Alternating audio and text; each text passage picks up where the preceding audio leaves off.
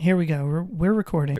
This is an adventure that I don't know if it's going to work out, but we wanted to do it for a while. It's been, what, months on and off? Months of discussion, but probably at least a year of thought for me. Yeah? Yeah. Yeah, I wanted to do one for a while. I've had the thought on and off for a very long time. Should I do it? Shouldn't I do it? Should I do it? Shouldn't I do it? And then when the world shut down and I was furloughed for 3 months, I tweeted out, I should start a podcast. And then you were like, hey man, I've been thinking about doing that too. I wanted to do one for a while now. And I mean, furlough has allowed the resources and the time to get it all together. And here we are. It only took, I don't know, since my furlough was May, so like 7 months to figure it out and prepare. Mine was middle of March to June 6th. And in that time, I experienced all kinds of thoughts and emotions. But one of them was, I really want to just talk with someone or into a microphone about things. And then we both just started talking about it. And now we're sitting here. And I mean, from the final discussion to now, it happened pretty quick. It really did. Yeah. Because then I said to you, hey man, I really want to get this going. And you're like, I already have microphones and equipment in a spare bedroom in my house. I was playing around with the stuff, so I wasn't sure how I wanted to go about it. And we finally discussed it, and here we are. I'm ready to go. Here we go.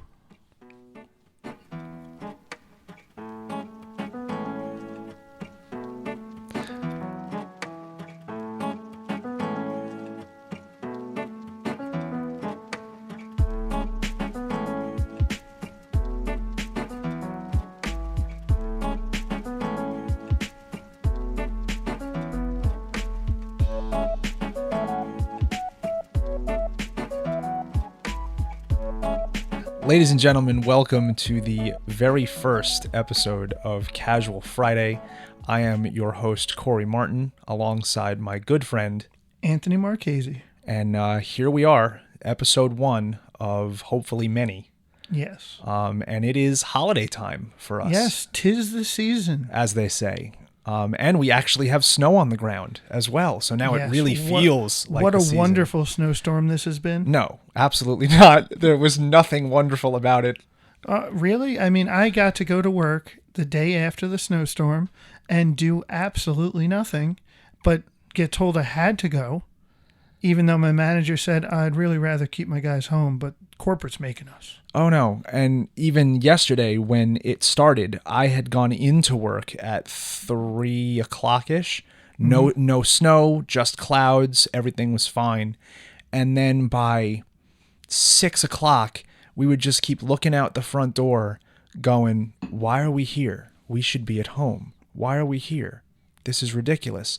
More and more people would come into the building and we'd look at those people with like that side eye look. Mm-hmm. Like, what are you doing here right now? Yep. And then today, digging the car out 3 times, getting stuck places. I didn't even think that I'd make it over here because I'm on an incline and it was an ice rink in there. Yeah. But it all worked out and there's snow on the ground. It is holiday time and we are here recording our very first episode. Yes, we are. So, being the holiday special, one of the staples around the holidays is what? Movies. Definitely movies. You got to, get under a blanket, be all comfortable, maybe get some hot cocoa, maybe put some bourbon in it if that's what you're into. Uh-huh. And we'll talk about that later on. Yeah. And yeah, just click on one of those classic holiday movies that you love, that you just, it's here for that time of year and I'm going to watch this movie. Now for you, what's a classic? A classic. Let's do top 5. Okay. A classic to me is something that when I think of, let's say, Christmas time, Hanukkah time, holiday time, my brain immediately goes to that movie. And one of those for me is Home Alone. Okay. As I'm sure it is for hopefully many people that are listening to this. I think a lot of people know of Home Alone. Yes. Macaulay Culkin was excellent in that movie. It was what propelled him to the stardom that he has. Imagine if Home Alone never happened. how different certain pop culture he would references probably would be. in a lot of horror movies because he was in The Good Son with Elijah Wood, and he tried to kill him. I did not know that. Oh, it's an excellent movie. See, this is the thing about movies and me.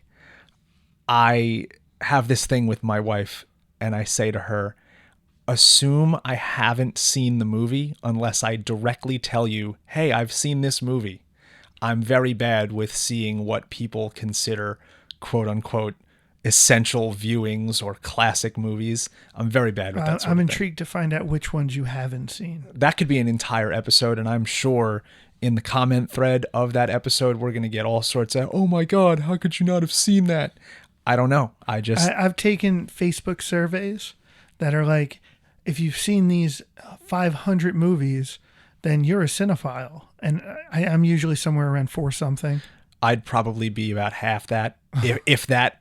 But yeah, Home Alone is definitely, as far as holiday movies are concerned, towards the top of my list. For me, Home Alone 2 is on my list.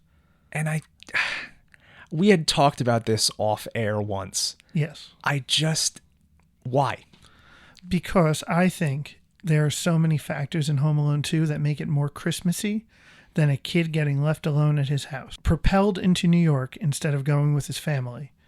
So now he's in New York. In New York City during Christmas time is a staple. It is. You always hear like, it's always magical. Yes. New York City is so magical around Christmas time. And then he's in the toy store and the old man gives him the turtle doves. And the turtle doves, being such a symbol, who he ends up giving it to is the homeless woman. That's right. And there's so much heart in that. And all he wants is his mom for Christmas, who he gets, which is quintessential Christmas movie magic. You want something so bad, and then there it is. You're right. That's holiday magic. And then, of course, you have to have the fun element, which is a kid who put 2 kids away in jail now revisits them, and the sticky bandits are here. And out of all of the intersections in New York City, he just happens to bump into them. Oh, yeah.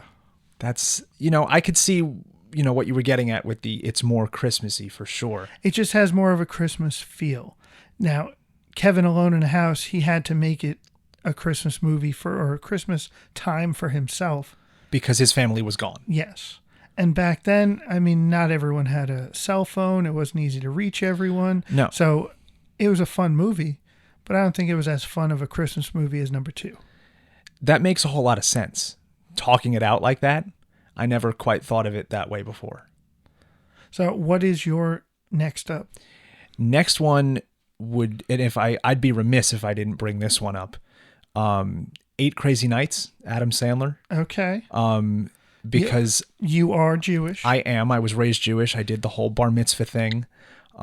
So it's just one of those ridiculously silly, yet still somehow heartfelt kind of holiday movies where instead of trying to find the meaning of Christmas, you are looking for the meaning and the magic behind the story of Hanukkah. Oh, yeah. And then you throw Adam Sandler and his crazy brand of humor in there. And you've got yourself what I think is probably one of the funniest animated movies I've seen in a long time. I'd have to agree. It wasn't just made for, I wouldn't say it's really made for children. No. It was definitely made for young adults. Yes. And made for adults. And the target audience that it hit so well. It really did. And it was so fun. It was. And, as someone who celebrates the Jewish holidays, we don't really have, a Hallmark channel dedicated to Hanukkah movies. That's very true. I couldn't really name any Hanukkah movies other than 8 Crazy Nights. There are none except that one, and that's why I think it's so cool, because there are hundreds and hundreds, if not thousands, of Christmas movies. But 8 Crazy Nights is one of the only Hanukkah movies that I think exists. I think the movies that are out there for Hanukkah, there aren't any that are known other than 8 Crazy Nights. Yeah. Everything else that's out there are mentions of Hanukkah. They aren't made for Hanukkah. Right. It's not a movie, but you have the Rugrats Hanukkah special, But that's just a special. Right. It's not a standalone thing. Yeah. As a lot of the Christmas movies tend to be. But hey, if anybody out there, that's hearing this knows of any other Hanukkah movies, let us know. Yeah. Shout us out. Social media, Facebook, Instagram, Twitter, at Casual Friday Pod. You could send us an email too if you want to go slightly old school. casualfridaypodcast@gmail.com. Let us know. So next up for me, I'd have to say Jingle All The Way. Oh my God. I love that movie. My wife, Jess, loves that movie. It's just, I don't know. There's something about it. It's so ridiculous in certain regards, but at the same time, there's that essential core element of, like we said before, holiday magic to it. Yes. And a father trying to get a toy for his kid. I mean, granted, it's his fault that he didn't get the toy sooner. Yes. But he fought literally to get that toy. He sure did. And I mean, Arnold Schwarzenegger could fight. Can he? I think he can. I think just a little. Yeah. And I mean, the factors that he went through to get a toy. He had to fight the Big Show. Yes, WWE's The Big Show. As Santa. Which I still, even thinking about it now, don't remember that part of the movie. Oh, it was hysterical. Was he like a mall Santa that happened to be the Big Show? It was during the big ring of Santas that they had like the most shady mall Santas and corner Santas that were in a warehouse. Oh my God, the warehouse. Yes. As soon as you said warehouse, it kind of came back to me a little bit. That was the Big Show? That was the Big Show. He looked nothing like the Big Show that I know. And he really didn't, because I think back then he was Paul White the Giant. Oh, WCW. Yes. Right? I think I had a figurine of him that I beat to shreds with like another wrestling action figure, and I would throw it. He had the worst face on that toy. Yeah, I would like throw it down the stairs or something. Yeah. I really think I had that somewhere in my bedroom closet. But that was one of my favorites. I think it hits me especially because I'm a toy collector. Yes, you are. My dad's a toy collector, and him getting toys for me during Christmas time really hits. Yeah, because as a kid, you see the end result. Yes. You open the box and there it is. You don't know what, in this case, your dad had to go through to put that box in front of you. And yeah, the movie kind of but it shows what parents are willing to do for their kids. Yes. And that is... And then, of course, the cast is amazing. Yes. Sinbad as the mailman. Sinbad. You have Phil Hartman as the neighbor trying to get with his wife. Which is just creepy. Very creepy. It's just creepy. Very creepy. One other note about Sinbad. The only other movie that I remember him in vividly is Good Burger. He wasn't that? He was the teacher. Oh, yes, he was. Yeah. Anyway, there's plenty of movies I know with Sinbad. Yeah, back on track though. Holidays. So next up is for you. There's so many. But you got the animated stuff and then you got the live action stuff, and where they kind of come together for me is the Grinch. Okay. Jim Carrey's Grinch specifically. I've been a Jim Carrey fan practically since I could remember what movies are and who actors are. He was one of the first comedians that I remember seeing and hearing about very vaguely. Do you remember where you first remember hearing about him? Was it a movie? It was a movie, but I remember he used to be on a TV show too, In Living Color. That was where I watched him first. And the only reason I know that is because I remember watching episodes at my dad's house on DVD for some reason. Okay. Yeah, it's weird, but I saw him as Fire Marshal Bill. He's the Fire Marshal. Yes, Fire Marshal Bill Burns here. And then I remember seeing The Mask, that big, bright green mask. Mm-hmm. And I was just like, this guy's really funny. I like this guy.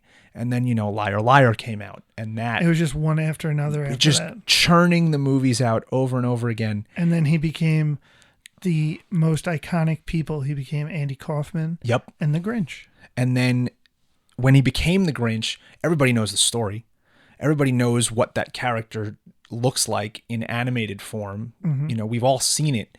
And as far as adaptations from book to screen, he looks exactly like that character. Yes.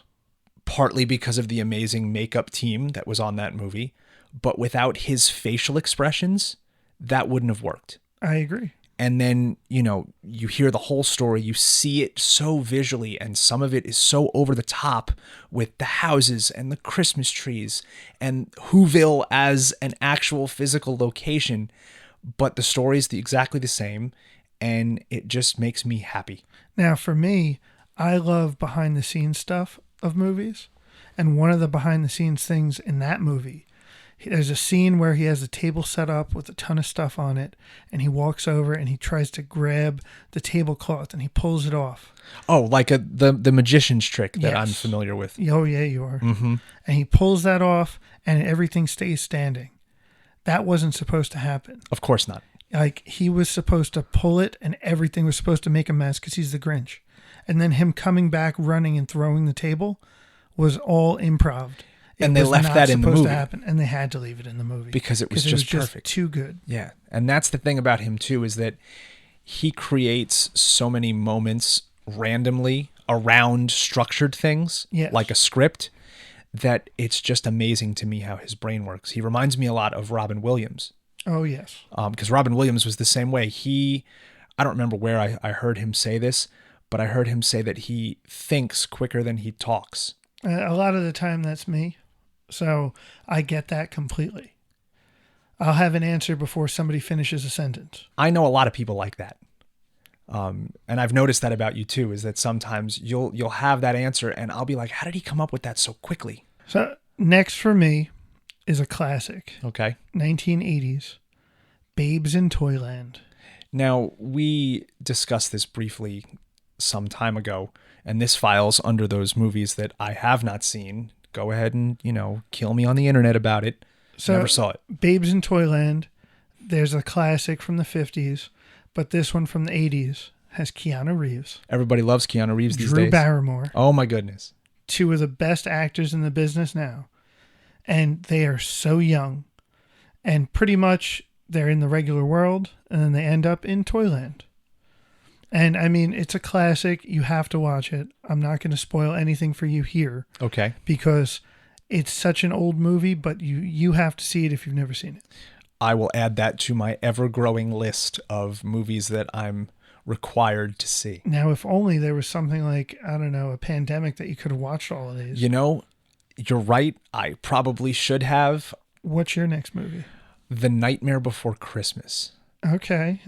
My wife would kill me if that wasn't on this list of ours. Yes, she would. And having known both you and your wife for a very long time, she would not be happy if we left that out, if either one of us didn't mention that. To me, it's such an interesting concept because take the story away for a second, and it's a stop motion movie. Yes. Do you know how difficult that must have been? Very. Like every little movement, you had to turn something, picture, turn something, another picture. It must have taken them forever, but the end result is something that has just become iconic. And then you add the story back in, Christmas time, also Halloween elements too. Is it a Halloween movie? Is it a Christmas movie? There's that debate going back and forth. There's no debate. Oh, there's no debate? It is a Christmas movie. Okay, and why is that? Because it starts on November 1st. You are a full year away from Halloween. And they even say that, don't they? Yes. Doesn't the mayor pop out? 365 more days till Halloween. And everyone goes, yay!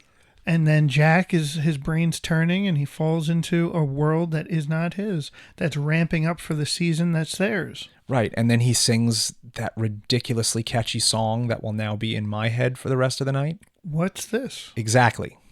What song? What do you mean? What's this? No, that one. Which one? That one. This? Yes. What's this? That song. Oh, by Danny Elfman. That's right. But it is 100% a Christmas movie. 100%. 100%. It happens to have Halloween characters, but it's a Christmas movie.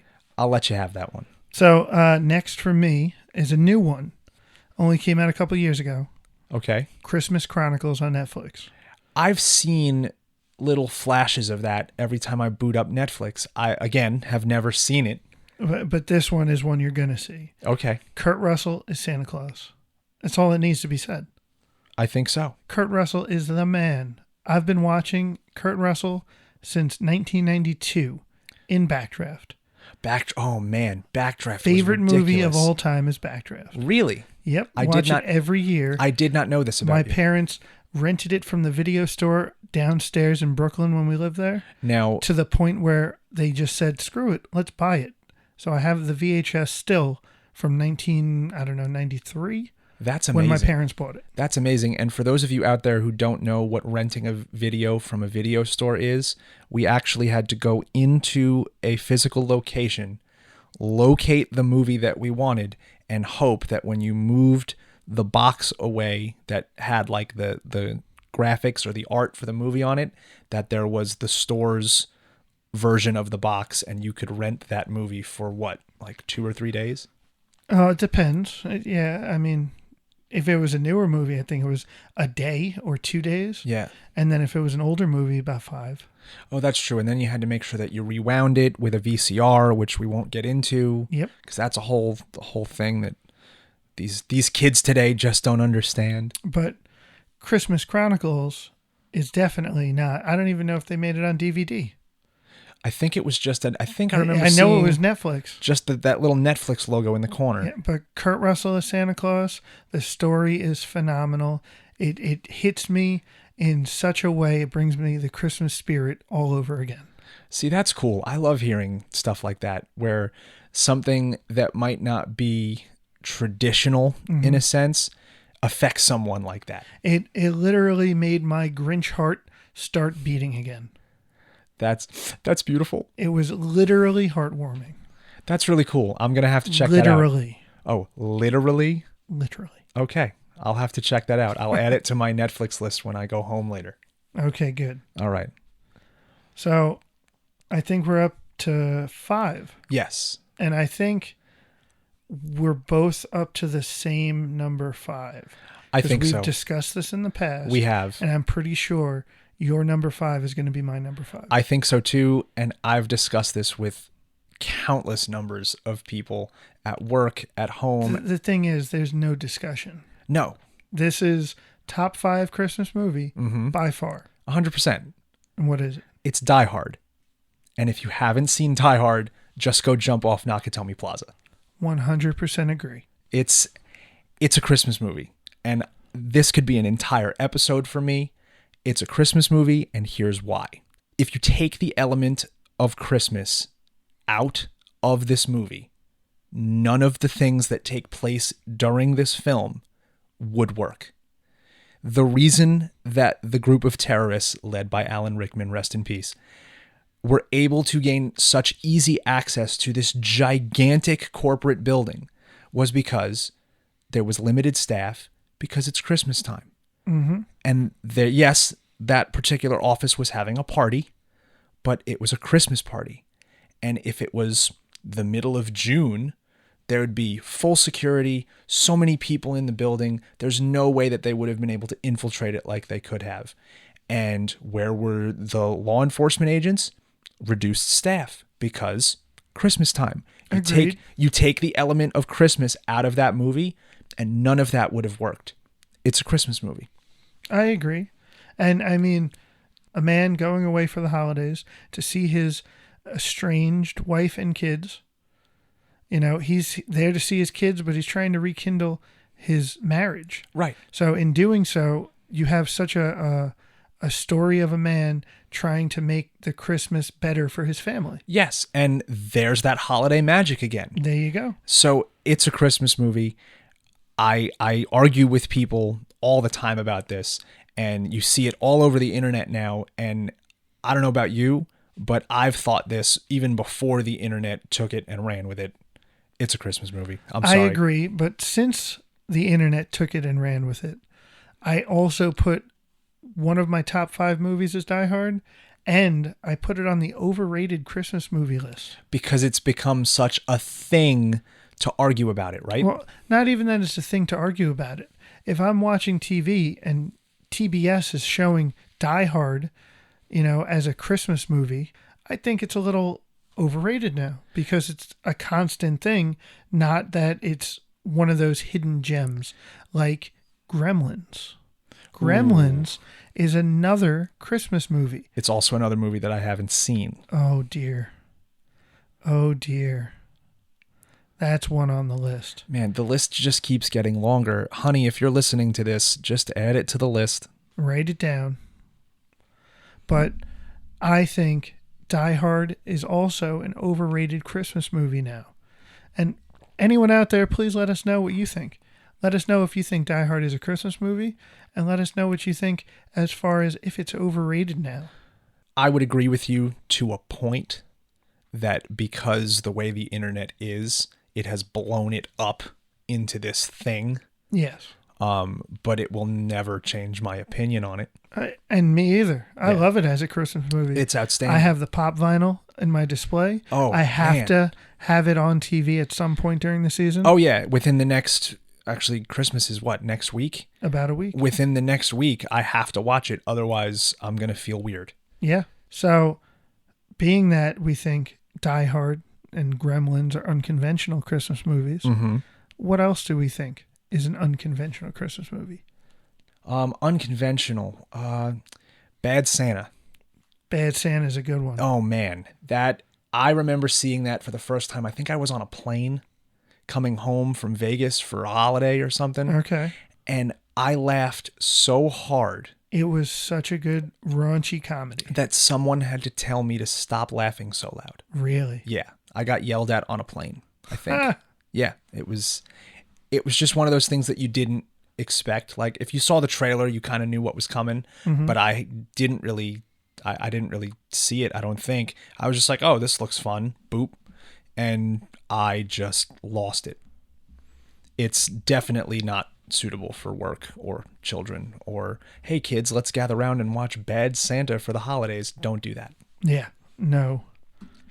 As far as unconventional Christmas movies go, there's a ton of different subgenres, including Christmas horror. Christmas horror. You got Black Christmas. You got Krampus. I remember seeing the ads for Krampus and thinking, this is going to make people either really frightened or very upset. I agree. And I have to add that again to my ever-growing list. And another one, which I saw on Hulu, was Anna and the Apocalypse. Ooh, Apocalypse sounds fun. It's the story of a girl during the apocalypse of zombies. And it's a musical. Wait, hold on. A musical about the apocalypse with zombies in it? During Christmas time. Sign me up. It is so ridiculous. It sounds ridiculous. Some of the songs are so catchy. See. Definitely watch it. Okay. For sure. So, my wife and I were talking the other day, and we were trying to figure out what the 12 Days of Christmas were without listening to the song. See, I've thought about that too, on and off, but every time I think about it, I end up singing the song in my head. Okay. And I have to go through the whole thing, otherwise I won't know what each one is, and I probably wouldn't even be able to do it now. Which is fair enough. Yeah. But let's see if we could do it. Really? Because it took us, I'd say, close to an hour to try and think of the 12 Days of Christmas. In order. I'm not going to hold you here for an hour. Okay. But we're going to try and do it. All right. I'm in. Let's go. Now, number one's the easiest. Oh, A Partridge in a Pear Tree. Done. That's simple. Yes. Now, 2. Turtle Doves. Yes. Again, easy. I think 1 through 5 are the most simple because when you get to 5 in the song, it's that pause. That big pause and then the crescendo of announcing what that number is. So, can you name number 3? French Hens. 3 French hens. Very good. 4? Oh, man. 3 French Hens.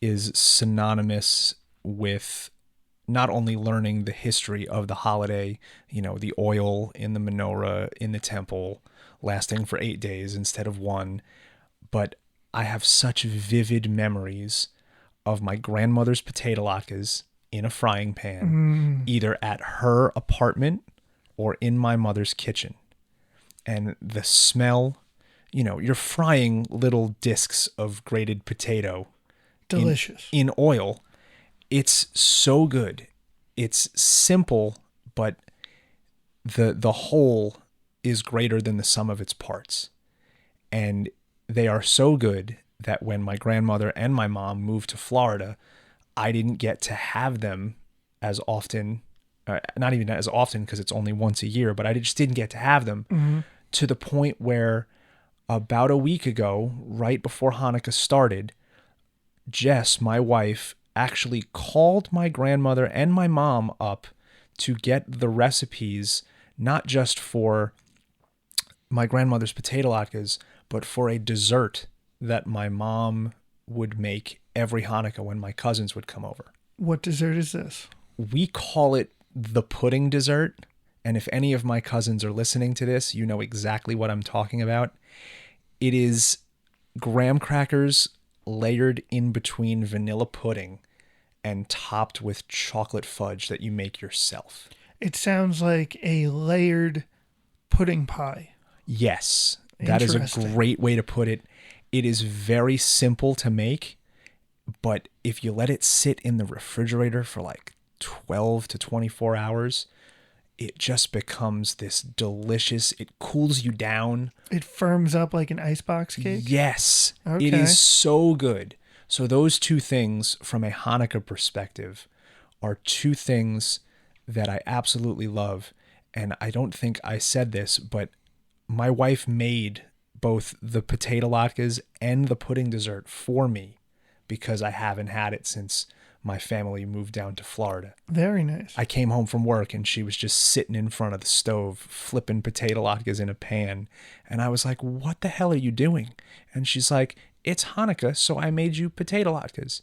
I cried in the kitchen for like 15 minutes. Shout out to the missus. Absolutely. She's outstanding. Now, I don't celebrate Hanukkah, but I got to give a shout out to Shari because Shari makes matzo ball soup and it is phenomenal. And that is one of the staples I love about Hanukkah time. Matzo ball soup, in the very beginning when I was very young, the thought of the matzo ball texturally just freaked me out. But over the years, I have developed a very nice love for matzo ball soup. You want to talk about something that warms you up from the inside out? Yes, it does. Matzo ball soup. So good. Amazing. Absolutely amazing. Now, for you, what beverages do you think you like for holiday season? My thing for holiday season, particularly because my birthday is on Christmas Day. Okay. We celebrate both Christmas and my birthday on Christmas Eve with my dad, because when my parents split when I was younger, I would have to kind of split the day. So I'd see my dad on Christmas Eve and in the morning, both for the holiday and my birthday. And then I'd go see my mom for the rest of the day / the rest of my birthday. So we've now made it a tradition in my family to celebrate on Christmas Eve. And I just, over the last 10 years or so, I have developed a love of just a very little bit of Jameson in a nice glass of eggnog. Okay. And mixing it together and just pairing that with a slice of birthday cake and just kind of taking it all in and being very thankful for everything that's happened in the last year, although this year's been kind of messed up. But it's just something that I take that moment every year to just kind of sit and enjoy that for myself. For me, I prefer eggnog plain, but I understand the sentiment that you have for why you like the Jameson. Mm-hmm. Me, I love my eggnog plain. Just straight up eggnog. Yep. Do you have a specific brand of eggnog, or is it just eggnog in general? No, just eggnog in general. There you go. Have you ever made your own? I have never made my own eggnog, but I have made my own coquito. Oh, because I am half Puerto Rican. Yes, you are. Oh my goodness. I've had that. I had that once, but it was such an experience.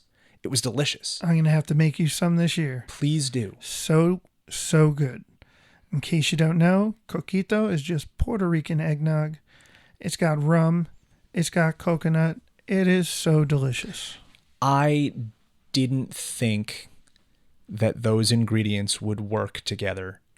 And then one of my friends came over for a wrestling pay-per-view, and he's like, I brought coquito with me. I'm like, oh, I've been wanting to maybe try that for a while. And I took like 1 or 2 sips of it, and it was just like, oh my God, I get it now. Like, it's fantastic. Amazing. And then the cinnamon, it just takes it over the top. To a whole nother level. And then to pair that with what my dad makes, he makes this plantain lasagna. Oh my God, you're making me like ravenously hungry right now. So sliced plantains layered with meat, cheese, and veggies. Oh, so it's everything in one. It's a lasagna. Ugh. Now I want to just go eat some of that and then drink some coquito and just enjoy that experience. And it's the Puerto Rican way of doing it, made by an Italian. I could see how that works. So good. For most people, dinner is pretty typical. What do you have for Christmas dinner? Usually, my dad goes all out and like does a regular lasagna, which is equally as delicious, I'm sure, as plantain lasagna. Sometimes he'll switch it up and do like stuffed shells. Okay. But it's always some sort of Italian-based pasta dish. And I think on Long Island especially, that's what a lot of houses have. Mm-hmm. I know for Christmas Eve, my mother-in-law does this Feast of the Seven Fishes. My wife and her parents used to do that before she came to live with me. They still do it. I've never experienced that before. I hadn't until I started dating my wife, and it is insane to see it all in front of you. But when you appreciate fish, it is so good. I love fish, and in fact, some of those 7 fishes are currently in my freezer at home. So I'm seeing them before they are created and displayed on a table. But it sounds delicious. So going from that on Christmas Eve to then a standard Italian dinner, we usually go to her uncle's house. But with the pandemic, I don't know what's going to happen this year. I don't know how many people we're going to have. Usually it's a packed house over there. So right. I think we might be doing something smaller this year. Yeah, same for us. It sounds like it's just going to be like my dad, myself, my wife Jess, and maybe my grandma and uncle. Okay. But it's even going to be like the time might be shortened. We might have to like condense it all into a very short period of time. Okay. But even if we have to do that, we are more than willing to do that just to have even just a little bit of time with those people. Mm-hmm. So however it all shakes out for both of us, I'm sure it's going to be great. But going from Christmas dinner, we go on to the best part of the night. Oh no, what's that? Dessert. Oh, I love desserts. So my wife, as you know, is a baker. She is one of the most ridiculous bakers I've ever met because, she doesn't just sit there and go, it's like a really kind of crappy weather outside Saturday afternoon. I'm going to bake some cookies. It could be like 2:00 on a Tuesday and she's not working and she'll come out with these ridiculous cakes. Or it could be 10 o'clock on a Friday and she just decides she's going to start baking. Yeah, I've seen that. She's just kind of been here and it's been super late and I'm going home or whatever and she's just baking cookies or measuring something in a bowl. I know over the past, I'd say 2 weeks, she's been working on her cookies for Christmas. So she started with molasses cookies. Ooh. She went on to gingerbread cookies, but they were more like gingerbread buttons because they were soft baked. I know she perfected her chocolate chip cookie recipe. And then today alone, she worked on her chocolate chunk cookies. And although she's not a fan of marshmallows, if you add marshmallows to it, it's easily a hot cocoa cookie. That sounds outstanding. So I'm going to talk to her and see what we could get going. So between the cookies and the coquito, you're set. And that's not the only cookies. Her mom makes butter cookies. I think I remember having a small discussion about this with you at one point, and how she has like something very specific that she uses to make the cookies. She has a gun. A cookie gun. A cookie gun. Oh my goodness. That is electronic. It plugs in and it runs the dough down through a cutter. And it makes these special shapes. It makes Christmas trees. It makes, I think, bears. It makes flowers.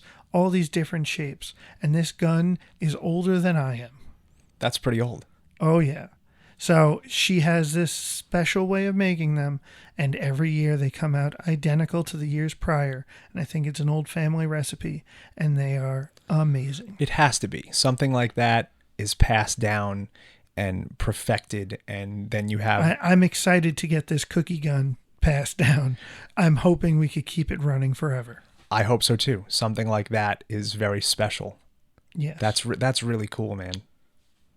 Now, here's a controversial holiday dessert. Oh no. Fruitcake. You may as well just call it a cake that looks like a brick that no one wants to eat. Who out there eats fruitcake for the holidays? Definitely not I'm me. intrigued because I only know one person, and that's my father-in-law. I know no persons. It. No persons that I know. He loves it so much, it's insane. So, fruitcake to me, I had it. It's nothing to write home about. It's like having gummy fruit inside of a loaf of bread. It's not appealing. That does not sound enjoyable at all, especially when you phrase it like that. Yeah. So, tell me who out there likes fruitcake, because it's controversial that every house has to have it, but no one ever eats it. Yeah, I've seen, posts on the internet. Oh, someone brought a fruitcake over, and it's just like left to the side of all the other desserts. It's like that lone animal in the back of the pack, just looking and wanting to be included. Yeah, that's really what it is. It's sitting on a table, and no one ever touches it. I can't believe that your father-in-law likes it that much. But he likes it so much that my wife is looking at trying to make her own version. No way. Yep, she wants to bake it herself. As someone who is prolific of a baker as she is, she wants to bake a fruitcake? Yes. Okay, hey, to each their own. What are you going to do? Hey man, this was really cool, getting to sit and talk about all this fun holiday stuff with you. I'm excited for our first episode to be just discussion about holidays. And everybody loves the holidays, whether it's Hanukkah, whether it's Christmas, everybody loves something. Hanukkah is ending tonight, so anybody that's listening to this, I hope you had a very happy Hanukkah. I hope it was everything you wished for as far as your 8 nights go. Yes, and if you are older and still celebrate Hanukkah and don't do the traditional 8 nights, whatever night you celebrated and had your latkes and exchanged your presents, I hope you enjoyed it. So for the rest of us who don't celebrate Hanukkah, you will hear a nice little message from us next week for Christmas. Ah, yes, Christmas, the day that reminds me every year that I'm a year older. Because it is your birthday too. It is. But yeah, we'll put out a nice little Christmas message for everybody next week. And we'll be back in the new year with a brand new episode. Yes. So thank you, everybody, for tuning in for this first one. We hope that you will stick with us through the ups and downs of whatever this project turns into. We are excited to say it's not going to only be specials like this. This is just the timing. We're hoping to have fun conversations about a load of different topics. Oh, yeah. We're talking everything from funny stuff that happened to us at work, to aliens, to all sorts of different things, with the occasional special episode thrown in there as well. Yes. Eventually, we may even have some guests with us talking about a whole bunch of different things. So we hope that you enjoyed what you heard today, and we'll tune in next time and in the future. Well, if you are listening to this, I'm sure you found us on social media. Please feel free to spread that around. Link up with us there. Discuss things with us. Twitter, Facebook, Instagram. We're on all of them. And feel free to email us if you want. casualfridaypod@gmail.com. Yep. We will have any questions answered for you either on the show or on those pages. So yeah, just hit us up, and thanks for tuning in. And where can we find you, Corey? You can find me at Corey M. Martin. M is for my middle name, Michael. So at Corey M. Martin on Facebook, Instagram, and Twitter. Me, I'm really only on Instagram. You can find me at Papa Formaggio on Instagram. That's such a cool handle. I love that. It's amazing. All right, everybody. Thank you so much. We will see you in the new year. Have a great night and a great holiday, everybody. Enjoy.